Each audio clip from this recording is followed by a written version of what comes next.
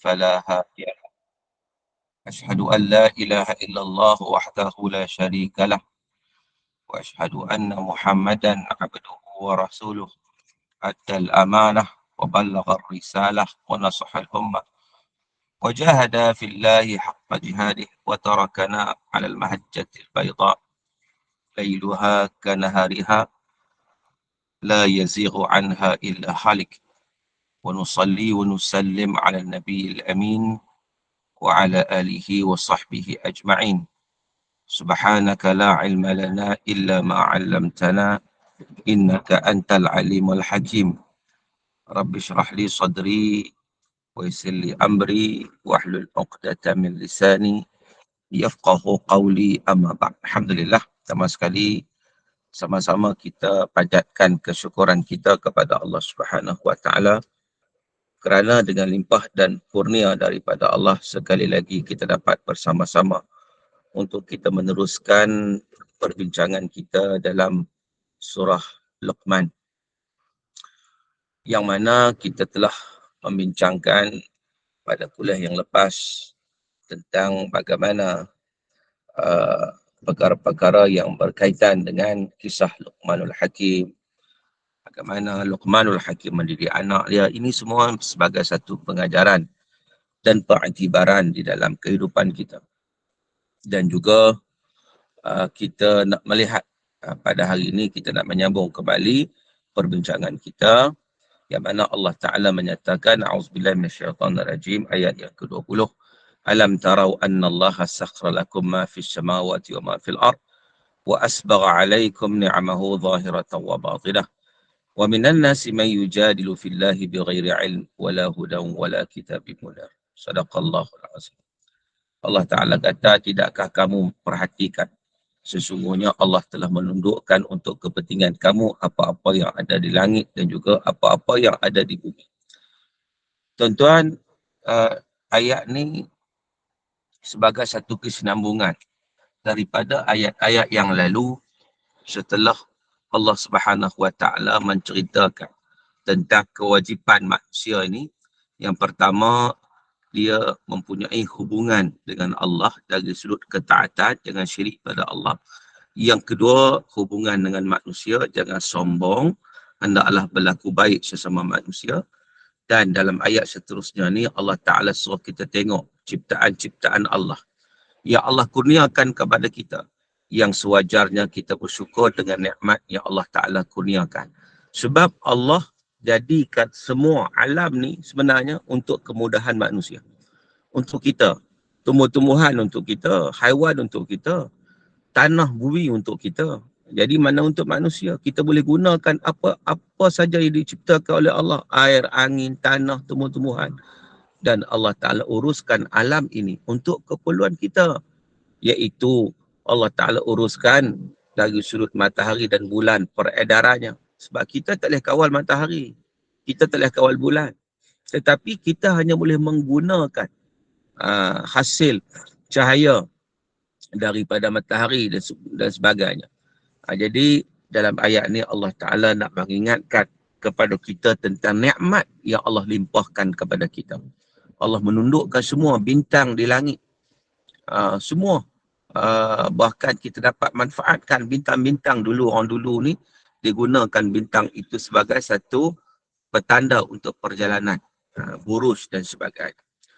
Dan wa asbagha alaikum ni'amahu zahiratan wa batinah, dan Allah menyempurnakan untukmu nikmat zahir dan juga batin.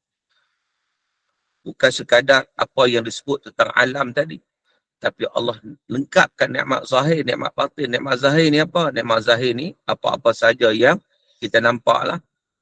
Kita dapat kemudahan, harta, makanan, air hujan dan sebagainya. Batin ni akal, fikiran, dan benda-benda kesihatan yang kita tak nampak dengan mata tapi dia wujud dalam batin kita. Wa minan nasi man yujadilu fillahi bighairi ilm, tapi ada antara manusia yang membantah tentang keesaan Allah tanpa ilmu pengetahuan. Allah Ta'ala sebut, tapi malangnya ada manusia ni yang bebal sifatnya, yang bantah tentang tauhid tanpa berdasarkan kepada ilmu. Maka dengan sebab itu kita kena kenal Allah. Kenal Allah dalam rangka tauhid. Dan ilmu yang kita ambil itu daripada wahyu Allah, wahyu Al-Quran. Jadi kalaulah kita ada orang dia tak belajar perkara-perkara seumpama ni, maka dia tidak ada ilmu. Lalu dia hanya berdebat ataupun dia menafikan sesuatu tanpa ilmu. Sebab tu kadang-kadang kalau orang yang tidak ada ilmu ni susah bercakap. Sebab apa? Sebab dia takkan terima. Bahkan dia tak nak belajar. Begitu. Maka dengan sebab itu, pentingnya untuk menuntut ilmu. Baik. Tuan-tuan yang dirahmati Allah. Jadi, ayat 21, kita lihat seterusnya. Dalam kisah Luqman telah disebut bagaimana seorang ayah mengajar agama dengan cara yang baik kepada anaknya. Tapi sekarang dalam ayat 21 ni, Allah menyebut tentang golongan manusia yang hanya ikut sahaja apa yang dilakukan oleh tok nenek mereka tanpa berfikir. Ini banyak berlaku dalam masyarakat kita. Sebelum ni, ayat ni cerita bagaimana Luqman mengajar. Luqman mengajar anak dia. Tapi dalam seterusnya, dalam ayat ni menceritakan tentang bagaimana ada jenis manusia ni, mereka mengikut membuta tuli. Tanpa belajar. Wa idza qila lahum ittabi'u ma anzalallah qalu bal nattabi'u ma wajadna 'alaihi aba'ana awalau kana asyaitanu yad'uhum ila 'adzabis sa'ir. Allah Taala kata, dan apabila dikatakan kepada mereka, wa idza qila lahum, dikatakan kepada mereka, ittabi'u ma anzalallah, ikutlah apa yang Allah turunkan. Jadi maknanya Allah ajar manusia supaya mengikut ajaran wahyu yang disampaikan oleh Allah. Kerana Allah lah Tuhan yang Maha Esa. Memang wahyu yang Allah turunkan itu adalah untuk diikuti oleh manusia dan jin. Dan ia juga sebagai satu peringatan pada kita, kita kena belajar wahyu Al-Quran. Kita belajar wahyu hadis. Kalau nak ikut kehendak Allah, kena belajar apa yang disampaikan melalui wahyu Allah Ta'ala. Sebab itulah Nabi kata, taraktu fikum amrain lan tadillu ma in tamassaktum bihima kitab Allah wa sunnati. Aku tinggalkan kepada kamu dua perkara. Kamu tak akan sesat selama-lamanya selagi mana kamu pegang dengan dua perkara itu, iaitu Al-Quran dan juga sunnah Rasulullah sallallahu alaihi wasallam. Ini dua kita kena belajar. Lalu bila disuruh kepada mereka untuk beriman, menerima apa yang Allah turunkan daripada wahyu, qalu bal nattabi'u ma wajadna alaihi aba'ana. Maka jawab apa? Kami nak ikut apa yang tok nenek kami buat je lah. Dia pun tak kisah tentang wahyu, dia pun tak kisah. Janji apa tok nenek kami dah buat lama lah. Ajaran-ajaran apa maka buat, kami akan ikut je lah. Jadi ini juga berlaku dalam masyarakat kita. Kadang-kadang apa yang kita sebut sebagai adat. Adat dalam masyarakat ni apa? Adat ni maknanya satu kebiasaan yang dilakukan di dalam masyarakat. Itu adalah adat. Jadi, kadang-kala adat itu baik. Okeylah, tidak ada masalah. Adat itu boleh diikuti. Tetapi ada setengah-setengahnya adat itu tidak baik. Adat yang bercanggah dengan hukum syarak.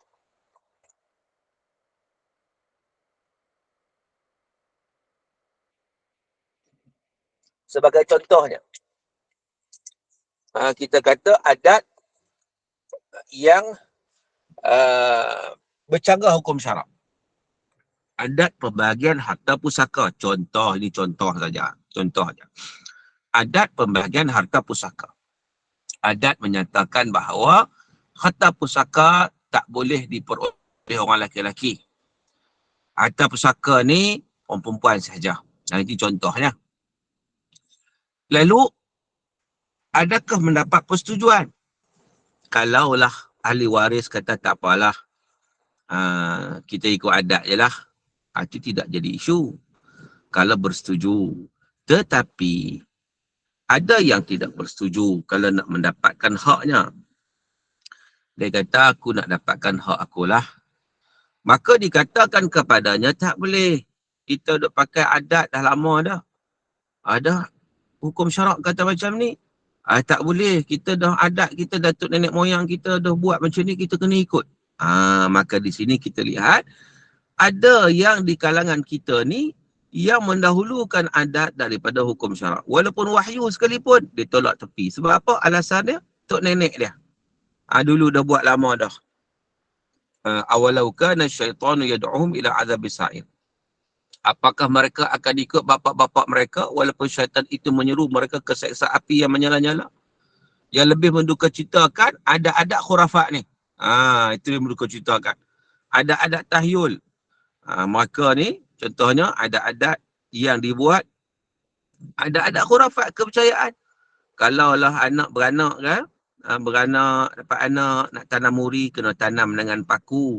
Kena bakar pula bagi anak tersakit perut. Kita pasal apa buat macam ni? Tak ada pun hukum syarak macam ni.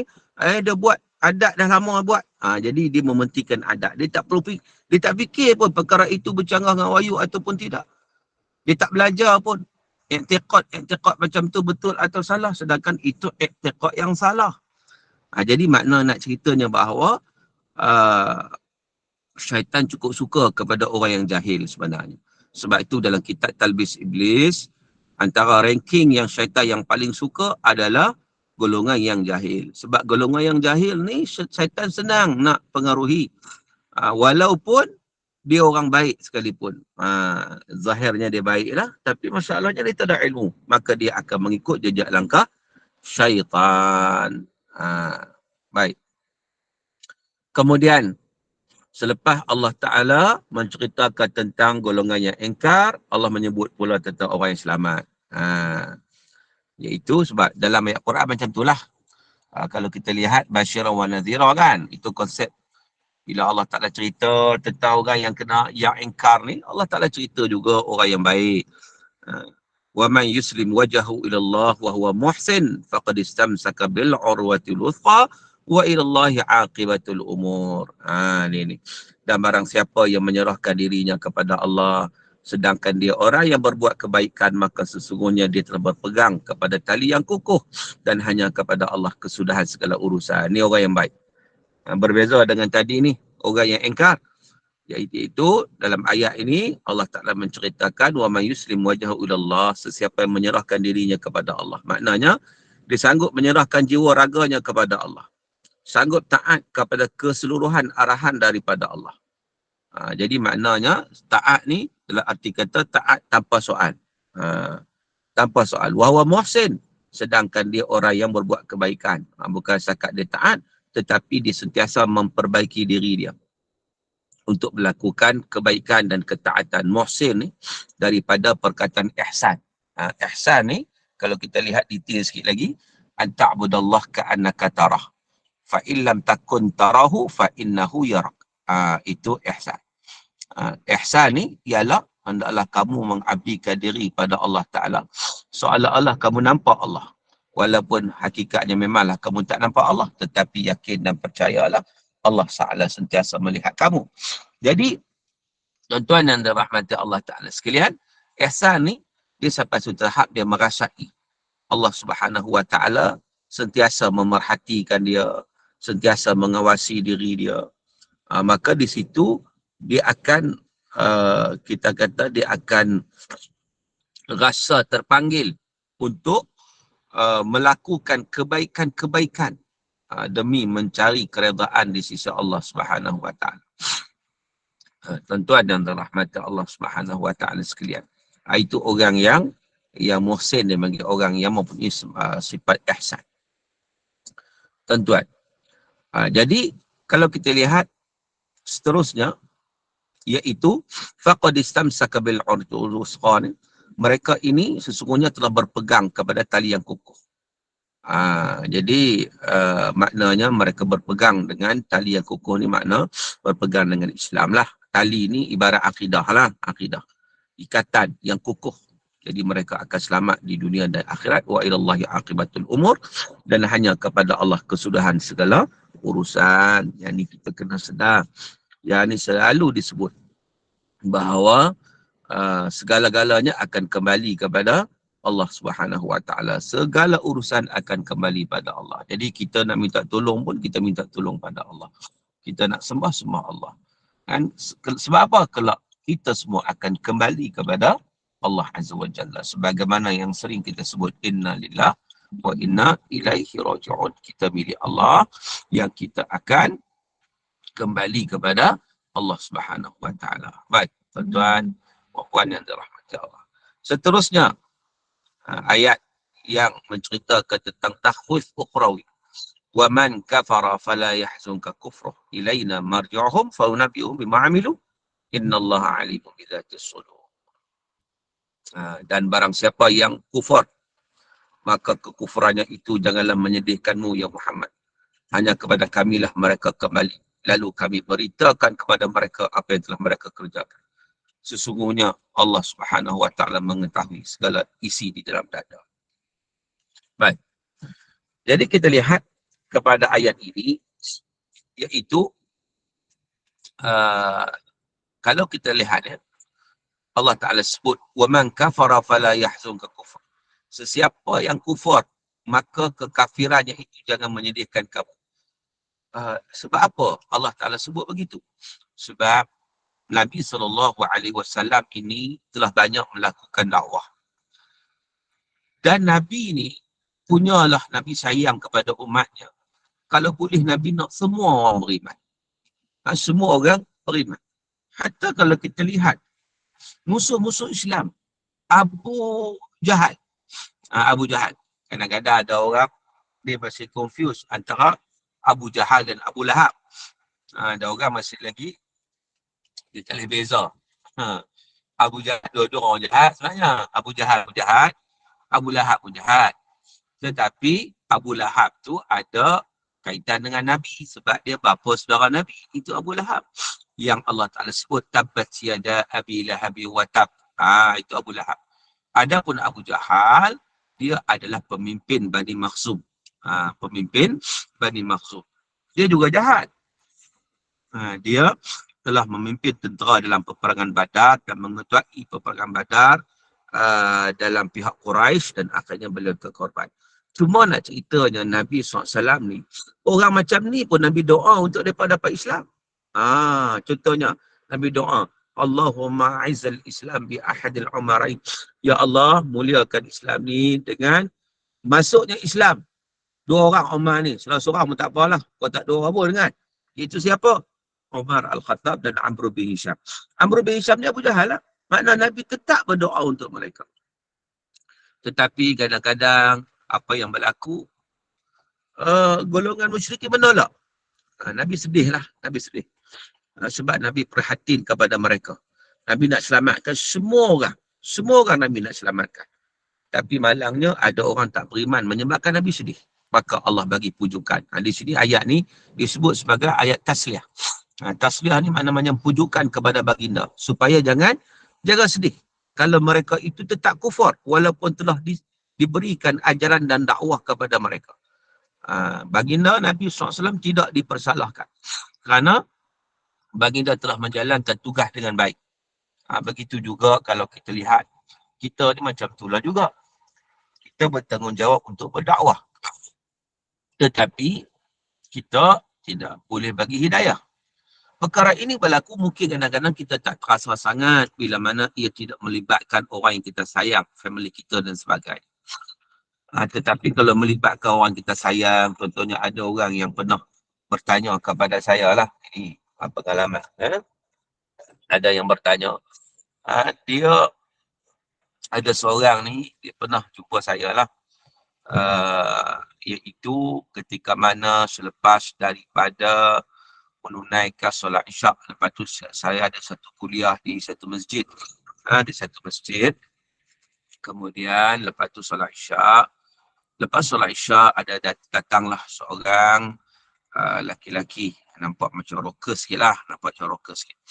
Dia datang. Depan mana dia pun solat jugalah. Dia datang bagi salam apa semua. Dia kata nak tanyalah sesuatu. Saya kata silakan.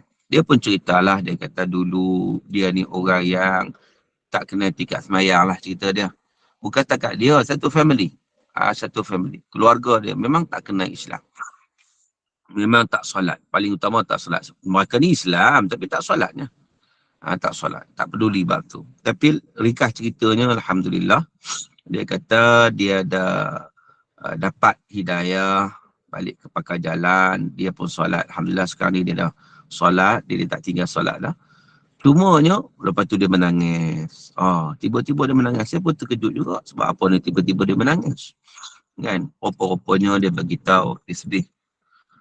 Orang yang dia sayang sangat-sangat iaitu ibu dia sendiri. Ibu dia sendiri sampai sekarang masih tidak solat. Kalau dulu dia tak rasa sangat sebab masing-masing tak solat, dia pun tak solat kan.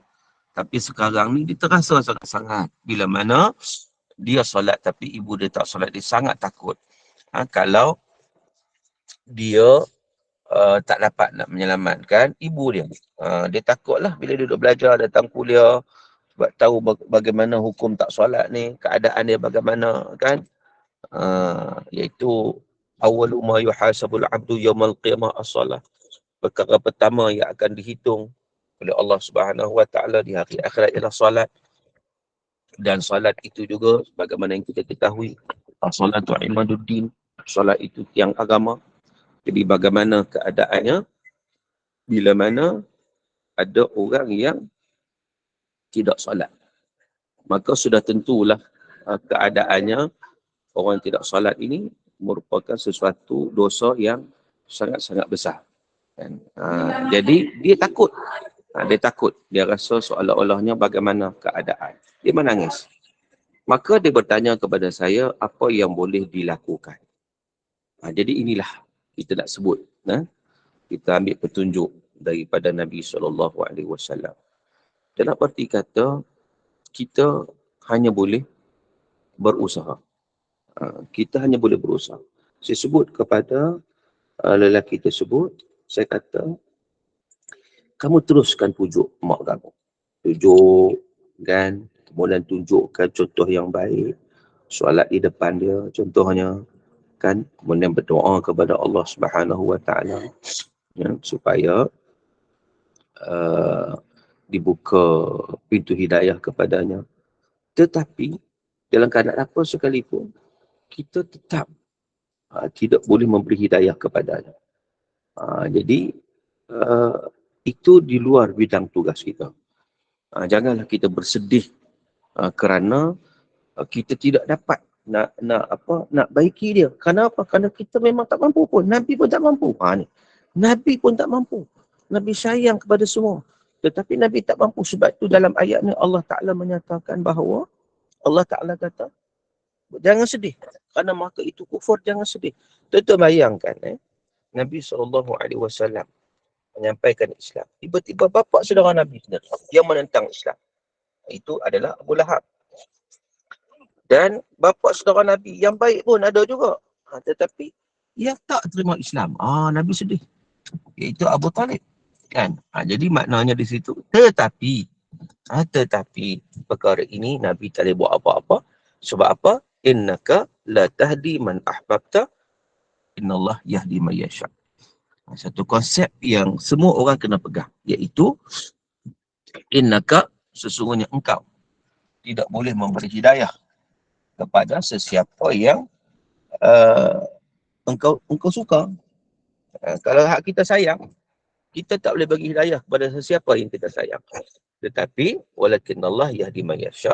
Allah Ta'ala yang bagi hidayah kepada sesiapa yang Allah Ta'ala kehendaki. Dan Allah kehendaki itu bagaimana? Wa huwa a'lamu bil muhtadin, kerana Allah sahaja yang mengetahui siapa yang benar-benar nak kepada hidayah Allah Ta'ala. Allah tahu siapa yang nak pada hidayah Allah, maka Allah akan bagi hidayah kepada mereka. Baik, tuan-tuan yang dirahmati Allah. Ilaina marji'uhum fa nunabbi'uhum bima 'amilu. Hanya kepada kamilah mereka kembali, lalu kami beritakan kepada mereka apa yang telah mereka kerjakan. Jadi ini konsep yang kena pegang betul-betul. Sebab apa? Sebab semua kita akan kembali pada Allah. Macam kita sebut tadilah, kita sebut inna lillahi wa inna raji'un. Kita kembali, kita bila Allah, kita akan kembali pada Allah. Maka dengan sebab itu, oleh kerana kita akan kembali pada Allah lah, maka kita kena sentiasa membuat persiapan dan juga persediaan yang sebaik mungkin supaya tak kala kita kembali pada Allah Ta'ala itu, kita kembali dalam keadaan yang kita berpegang kepada agama Allah dengan sebaik mungkin. Dengan menjauhkan diri daripada perkara-perkara syirik dan sebagainya. Innallaha alimun bidzati sudur. Sesungguhnya Allah mengetahui segala isi dalam dada. Maknanya Allah mengetahui apa juga yang ada dalam diri kita. yang kita fikirkan, yang kita buat, semua sekali diketahui oleh Allah. Walaupun manusia tak tahu. Walaupun manusia tidak mengetahuinya. Tetapi Allah Subhanahu Wa Taala mengetahuinya. Baik. Tuan-tuan yang dirahmati Allah Taala sekalian. Seterusnya, kita lihat tentang ayat yang seterusnya, iaitu Allah Ta'ala menyatakan, A'udzubillahi minasyaitanirrajim, numatti'uhum qalila, thumma natqarruhum ila azabin ghalidh. Jadi Allah Ta'ala bagi amaran ni kepada golongan yang engkar. Kami biarkan mereka, numatti'uhum qalila, kami biarkan mereka bersenang-senang sebentar. Allah bagilah. Atas dunia ni, kalau kita lihat betapa Allah Subhanahu Wa Ta'ala, orang persoalkan, orang kata, oh orang kadang-kadang orang kafir tu, orang tak beriman okey je, mereka dapat nikmat banyak je. Macam ada seorang tu, dia kata dia ni tua dah, tapi dia tak sembahyang. Bila anak dia tegur, pak dia tak sembahyang, dia kata aku tak sembahyang, tak ada apa pun, tengok harta aku banyak pun. Kan? Duit banyak, aku duit banyak. Aku ada harta banyak, rumah sewa saja berapa pintu. Dia cerita. Aku mau tengok orang sembahyang. Tengok susah apa gedana ya pun. Dilihat dalam konteks itu. So saya duk tengok begitulah. Tengok orang Firaun lah kalau tu. Tengok Firaun. Firaun ni apa yang dia tak ada semua dia ada. Qarun. Apa yang dia tak ada kata Karun orang panggil kan. Sebab tu kena faham konsepnya. Atas dunia ni memang Allah bagi semua. Itu. Allah bagi kepada orang kafir, orang ingkar. Allah bagi. Bukan maknanya kekayaan itu menunjukkan kebaikan, tidak. Bukan. Kekayaan, kemiskinan tidak menunjukkan itu kebaikan, tidak. Itu semua adalah ujian daripada Allah Subhanahu Wa Taala. Baik kekayaan, baik kemiskinan, itu semua ujian. Itu bukan menunjukkan, oh kalau kaya tu baik, kalau miskin tu tak baik tak. Dia tak ada kena mengena. Sebab ada orang kaya baik. Ada orang kaya tak baik. Ada orang miskin baik, ada orang miskin tak baik. Jadi bergantunglah. Bantu keimanan. Cuma Allah Ta'ala menyatakan, numatti'uhum qalila. Golongan engkar tu tak apa, kata Allah, kami bagi nikmat pada mereka, Allah bagi kemudahan, Allah bagi kekayaan dunia, kerana kekayaan dunia ni tidak ada nilai di sisi Allah. Sebab tu Allah bagi je. Allah tak pandang pun kekayaan dunia ni. Maka dengan sebab tu tak heranlah kadang-kadang orang yang ingkar pada Allah pun dapat macam-macam habuan dunia ni. Sebab kesenangan dunia ni sementara sahaja. Jadi thumma natqaruhum ila azabin ghalidh. Kemudian Allah Ta'ala kata, kami akan heret mereka, paksa mereka masuk dalam azab seksa yang keras. Maknanya dunia ni sekejap je. Bila kita dibangkitkan di hari akhirat kelak, kita duk rasa bahawa dunia ni kalamhil basar. Macam satu kepipan mata saja. Kejap aja. Kan? Hidup di dunia ni. Dan sedar-sedar golongan yang engkar ini akan ditarik dengan kasar ke dalam azab Allah Subhanahu Wa Taala. Akan ditarik. Macam kalau kita tengok apa tuan lembu, tarik lembu tu, degil kan, lembu degil, tarik betul-betul. Sebab tu lembu ni sebab apa orang tanya, sebab apa dia letak dekat hidung. Dia punya tu kan. Sebab senang lah. Tarik tu dia ikut. Maka mereka akan mendapat azab yang pedih. Baik. Ayat 25. Wala in sa'altahum man khalaqas samawati wal arda la yaquluna Allah. Qul alhamdulillah bal aktsarum la ya'lamun. Nak ceritanya golongan engkar ni pun mereka ni bukan tak kenal Allah, maka kenal cuma engkar je. Itu masalahnya. Hari ni kalau kita tanya golongan yang engkar pada Allah, bukan mereka tak tahu. Kan? Dari sudut tauhid, bukan mereka tak kenal Allah Maha Esa, bukan tak tahu. Dari sudut kita kata, okey, orang Islam sendiri, yang tak sembahyang tu, tanya, wajib sembahyang tak? Semua orang tahu. Boleh kata tak ada orang tak tahu lah. Tapi masalahnya degil. Itu. The problem adalah degil. Itu kita kata problem yang payah nak bincang tu. Susah nak bincang tu. Kan? Sebab itu Allah Ta'ala bawa kenyataan dalam ayat ni. Wala in sa'altahum man khalaqas samawati wal arda yaquluna Allah. Sesungguhnya bila kamu tanyakan kepada mereka, siapa yang menciptakan langit dan bumi? Sudah tentu mereka akan jawab Allah. Itu dia. Maknanya bila ditanyakan kepada mereka, siapa yang ciptakan langit dan bumi, Kepada siapa? Kepada golongan yang syirik tu lah. Maka tak beriman pada Allah. Tapi bila ditanya pada mereka, siapa yang cipta langit dan bumi? Mereka kata Allah. Jadi banyak ayat-ayat macam ni dalam Al-Quran. Allah nak bagi tahu bahawa akidah golongan musyrikin Mekah itu contohnya lah, bukan semua akidah mereka salah. Ceritanya mereka ni bukan tak tahu. Maka tahu bahawa maka kenal Allah, bukan maka tak kenal. Siapa ciptakan langit bumi? Mereka tahu itu Allah. Tapi problem mereka ni, mereka tetap syirik. Mereka tak nak terima pengabdian diri kepada Allah Ta'ala. Dan sebab itu hari ni, dalam konteks kita lihat hari ni, bukan orang tak tahu. Kalau tak tahu tu senang, kita ajar bagi tahu. Tapi masalah yang lebih susah ialah bila tahu tetapi tak nak ikut. Itulah yang berlaku kepada golongan musyrikin Mekah. Bukan mereka tak tahu, mereka tahu. Bukti mereka tahu, bila tanya pada mereka, siapa cipta langit bumi, maka tahu Allah. Bahkan kalau kita lihatlah dalam masyarakat kita pun, cuba kita tanya, mereka sebut apa? Tuan Allah. Tuan Allah. Allah lah tu. Dan mereka pun tahu bukan berhala tu yang cipta manusia. Bukan berhala tu yang bagi rezeki. Tapi problemnya adalah dia menggunakan perantaraan kepada Allah dengan berhala. Ini yang dinamakan sebagai syirik. Macam kita lah juga bila kita gunakan kain-kain kuning entah apa-apa ke untuk apa dengan perantaraan kepada Allah, ini juga syirik. Ini tak boleh. Qul alhamdulillah, katakan segala puji bagi Allah Subhanahu wa taala. Kan? Bal aktsaruhum la ya'lamun, tetapi kebanyakan mereka tetap tidak mengetahui. Baik. Jadi maknanya di sini kena betulkan balik fahaman.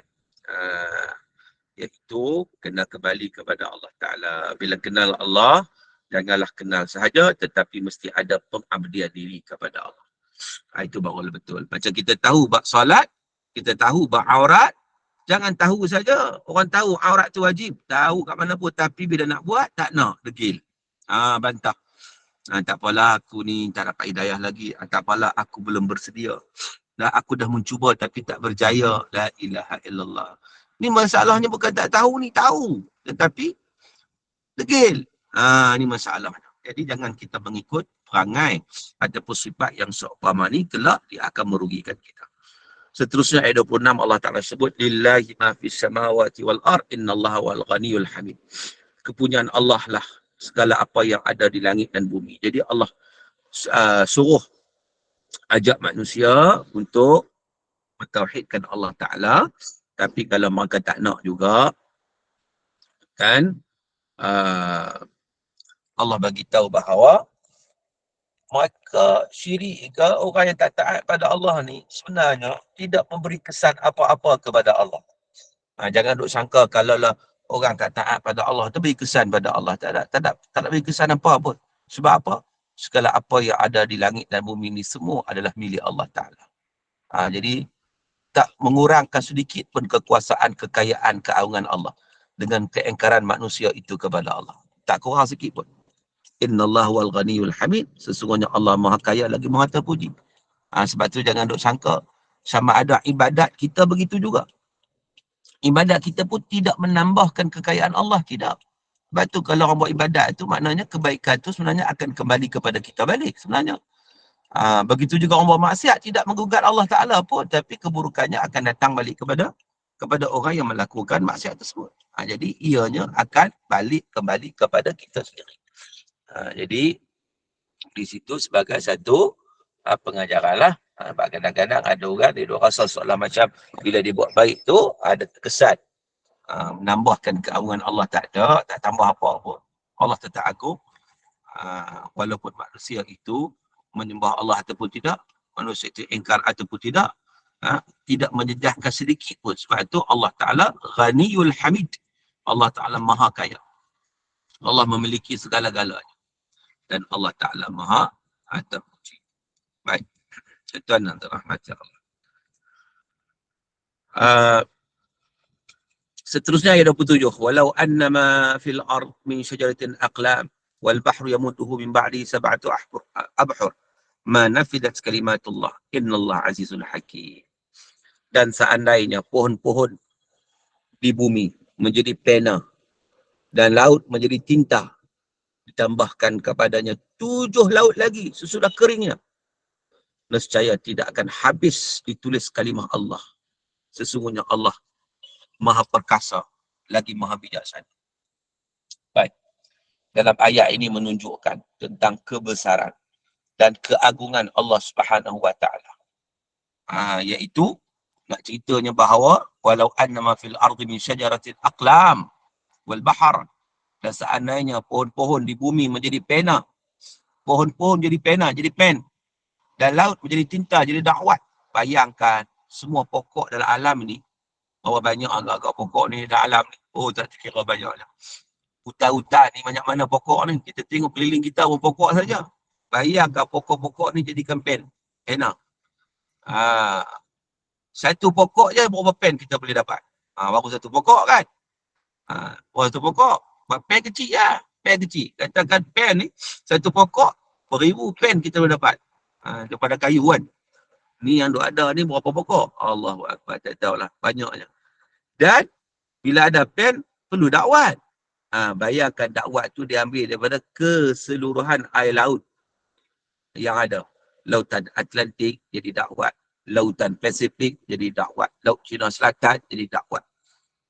Kemudian ditambahkan kepadanya 7 laut lagi sesudah keringnya. Kemudian 7 laut lagi ditambah sebagai dakwat.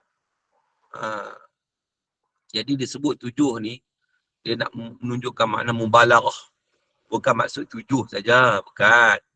Tapi nak maksud 7 ni nak bagi tahu tentang bahawa ambillah banyak mana laut pun, maknanya kalau kering air laut tu tambah lagi.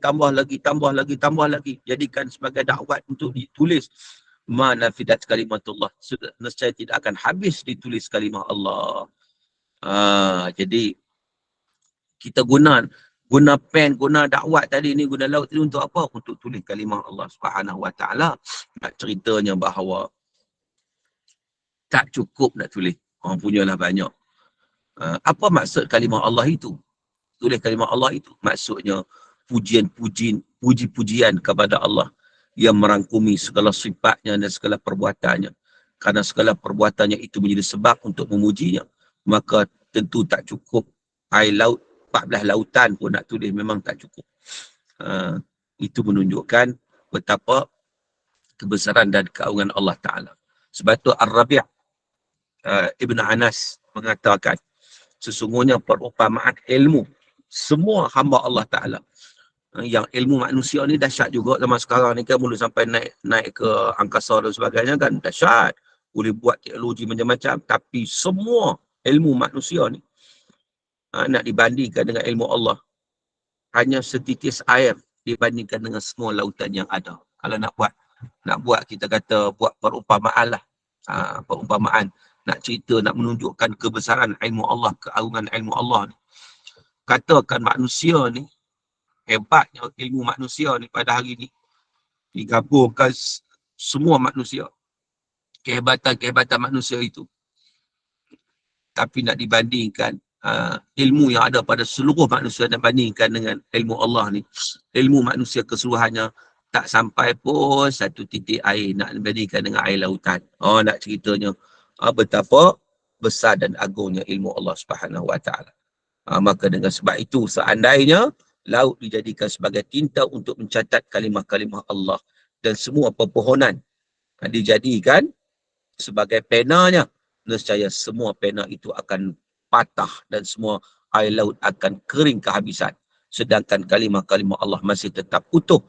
Tiada sesuatu pun yang dapat membatasinya, kerana sesungguhnya seseorang tidak akan mampu memperkirakan batasannya, dan tiada seorang pun yang dapat memujinya sesuai dengan apa yang selayak bagi Allah Subhanahu wa taala.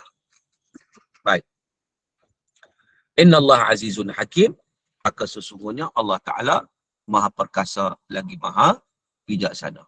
Tidak ada apa yang dapat melawan kuasa Allah Subhanahu wa taala. Allah boleh buat apa saja yang dikehendaki oleh Allah Subhanahu wa taala. Tidak ada siapa yang boleh menghalang apa-apa yang dikehendaki oleh Allah Azza wa Jalla. Tak ada siapa yang boleh mempersoalkan, tak boleh kerana Allah Ta'ala ni, segala perbuatan Allah Maha terpuji, kerana Allah Ta'ala melakukan sesuatu di atas kebijaksanaan dan keagungan Allah Ta'ala. Dan ayat 28, ma khalqukum wala ba'thukum illa ka nafsin wahidah, innallaha sami'un basir. Daripada ayat yang menceritakan tentang banyak pen dan air laut, sekarang menyebut tentang satu. Satu yang bagaimana? Tidaklah Allah menciptakan dan membangkitkan kamu dari dalam kubur itu, melainkan hanyalah seperti menciptakan dan membangkitkan satu jiwa saja. Tak susah bagi Allah. Jadi Allah jadikan kita, Allah ni, tidaklah Allah menciptakan dan membangkitkan kamu di dalam kubur itu, melainkan hanya seperti menciptakan dan membangkitkan satu jiwa saja. Allah jadikan kita, matikan kita dan kemudian bangkitkan kita selepas akhirat. Makna mudah bagi Allah Ta'ala. Allah bagi tahu yang tak ubah macam Allah jadikan Adam seorang je. Macam itulah seluruh manusia ni yang diciptakan oleh Allah Ta'ala. Walaupun bertrilion-trilion banyak sebagainya, tetapi macam Allah jadikan satu saja. Begitu keadaannya. Maka jangan kita meragui kuasa Allah untuk membangkitkan semua makhluk di akhirat kelak. Sebab apa? Sebab memang musyrikin ni sebenarnya mereka tak dapat terima tentang kebangkitan semula. Bagi mereka susah sangat. Susah sangat. Dah jadi mati, dah jadi tulang belulang, macam mana nak hidup balik? Mereka tak boleh terima benda tu. Jadi setelah ditunjukkan tentang kekuasaan Allah Ta'ala, takkan tak terima lagi. Sedangkan Allah Ta'ala dapat melakukan segala-galanya. Baik, itulah sedikit sebanyak perbincangan kita pada kali ini. Yang dapat kita bincangkan, mudah-mudahan dapat manfaat. Wassallallahu ala sayyidina Muhammad wa ala alihi wa sahbihi wa baraka wa sallam. Okey, baik. Terima kasih Ustaz. Kita boleh buka soalan Ustaz ya? Ya. Jika ada yang nak bertanya, dipersilakan.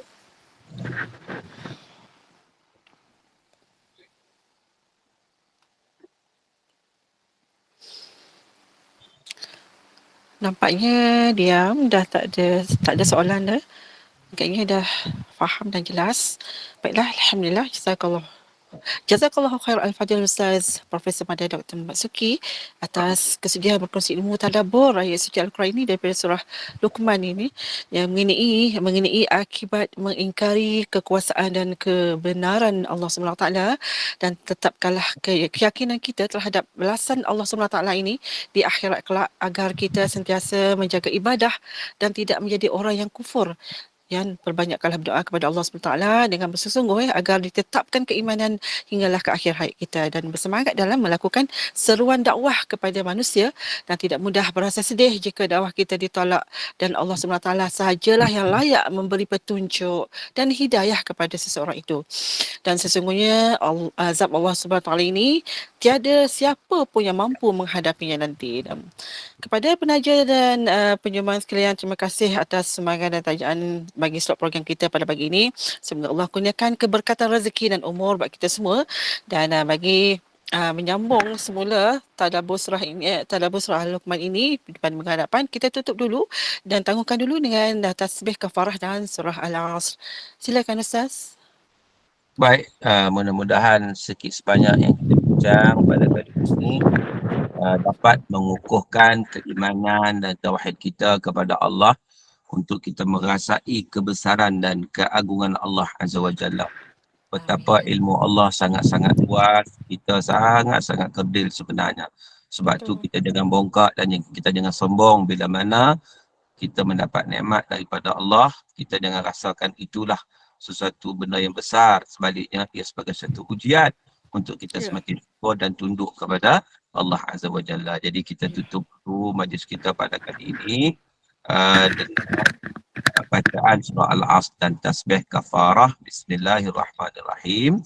Wal 'asri innal insana lafi khusr illa alladhina amanu wa 'amilus salihat wa tawasaw bil haqqi wa tawasaw bis sabr.